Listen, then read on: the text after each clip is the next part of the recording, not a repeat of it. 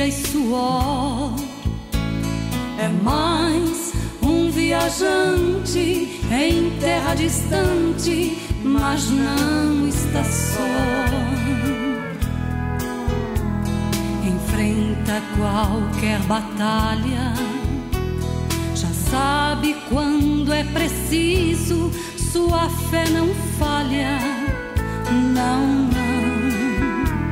Enfrenta o sol escaldante, não teme nem mesmo um vulcão. Traz estampado no peito a força de um campeão, que aprendeu a transpor as montanhas. Vitória é sua façanha, é um gigante na fé. Aprendeu a transpor as montanhas. Vitória é sua façanha, é um gigante na fé. É um herói que não tem medalha, mas sua história não dá pra esconder. De Deus vem sua vitória, também o troféu que vai receber, por levar a preciosa semente ao povo carente de vida e luz. Vai trocar a cruz pela coroa e receber o prêmio das mãos de Jesus.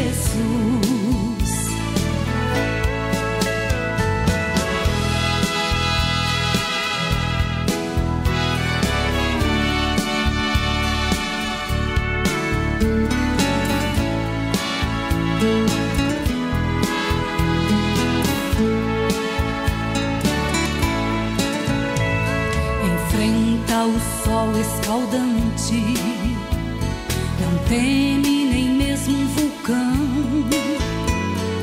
Traz estampado no peito a força de um campeão, que aprendeu a transpor as montanhas. Vitória é sua façanha, é um gigante na fé, que aprendeu a transpor as montanhas. Vitória é sua façanha, é um gigante na fé. É um herói que não tem medalha, mas sua história não dá pra esconder. De Deus vem sua vitória, também o troféu que vai receber, por levar a preciosa semente ao povo carente de vida e luz.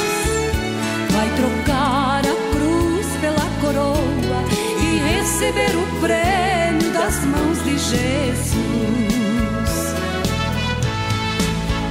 É um herói que não tem medalha, mas sua história não dá pra esconder.